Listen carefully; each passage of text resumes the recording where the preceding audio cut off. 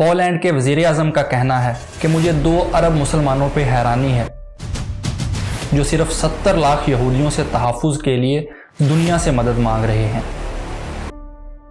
اسرائیل کی total population تقریباً 1 کروڑ ہے جو پاکستان کی پاپولیشن سے تقریباً 25 گنا کم ہے۔ اسرائیل کا ٹوٹل ایریا تقریباً 28,000 اسکوائر کلومیٹر ہے جو پاکستان کے ایریا سے تقریباً 31 گنا کم ہے۔ یہ صرف ہم نے پاکستان کے ساتھ اسرائیل کے فیکٹس اینڈ فگرز کمپیئر کیے ہیں۔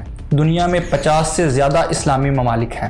اگر ان تمام ممالک کی پاپولیشن اور سائز کو اسرائیل کی پاپولیشن اور سائز کے ساتھ کمپیئر کیا جائے تو دنیا کے نقشے پر اسرائیل کی موجودگی اس سے زیادہ نہیں ہوگی کہ کسی شخص نے ایک پینسل پکڑ کر کسی کاغذ پر ایک نقطہ، ایک ڈاٹ لگا دیا ہے۔ لیکن اس کے باوجود ایک چھوٹے سے خطے نے، اسرائیل نے 57 ممالک کو آگے لگا کے رکھا ہے۔ اسرائیل کے پاس ایسی کون سی گیدڑ سنگھی ہے، ایسا کون سا جادو ہے جو اس نے آدھی دنیا کو آگے لگا کے رکھا ہے؟ ویسے جادو تو بہت ہیں، لیکن میں نے تھوڑی سی کوشش کر کے ایک جادو ڈھونڈا ہے، اور اس جادو کا نام ہے اختلاف کے باوجود متحد ہونا۔ جون 1967 میں عرب اسرائیل جنگ ہوئی۔ جیسا کہ نام سے ظاہر ہے، یہ جنگ اسرائیل اور عرب ممالک کے درمیان تھی، جن میں مصر، شام اور جارڈن وغیرہ شامل تھے۔ اس جنگ کو 6 ڈے وار بھی کہا جاتا ہے۔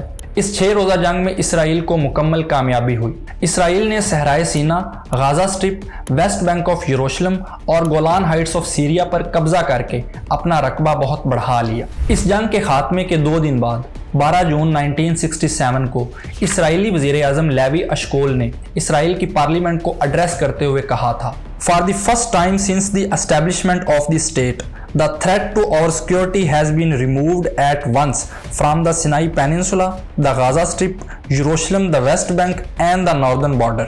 اسرائیلی وزیر اعظم لیوی اشکول کو یہ بات کیوں کہنا پڑی؟ اس جنگ میں اسرائیل کی کامیابی کا ایک راز یہ تھا، اختلاف کے باوجود متحد ہونا۔ اسرائیل میں اس وقت لیوی اشکول کی حکومت تھی۔ اشکول اور موشے دایان کے درمیان زبردست اختلاف تھا، اور اسی اختلاف کی بنا پر موشے دایان نے 1964 میں کابینہ سے استعفیٰ دے دیا تھا۔ موشے دایان اسرائیل کی ملٹری کا چیف آف جنرل سٹاف تھا، مگر 1967 میں جمال عبد الناصر کی پالیسی کے نتیجے میں جب محسوس ہوا کہ اسرائیل اور عربوں کے درمیان جنگ ہو کر رہے گی، تو اس وقت کے اسرائیلی وزیر اعظم لیوی اشکول نے اس مسئلے پر سنجیدگی سے غور کیا۔ اس کو محسوس ہوا کہ جنگ کو جیتنے کے لیے جنرل موشے دایان کی خدمات کو حاصل کرنا بہت ضروری ہے، جس کو جنگی معاملات میں غیر معمولی مہارت حاصل ہے۔ چنانچہ 1 جون 1967 کو جنرل موشے دایان کو واپس کیبنٹ میں لے لیا گیا اور اس کو اسرائیل کا وزیر جنگ بنا دیا گیا۔ اس کے جلد ہی بعد 5 جون کو جنگ چھڑ گئی، جو 10 جون 1967 کو اسرائیل کی فتح پر ختم ہوئی۔ جنرل موشے دایان اس سے پہلے لیوی اشکول پر سخت تنقیدیں کیا کرتا تھا۔ دونوں ایک دوسرے کے سیاسی رقیب بنے ہوئے تھے۔ اس کے باوجود اشکول نے اس کی فوجی صلاحیتوں کا اعتراف کرتے ہوئے اس کو دفاع کی وزارت سونپ دی۔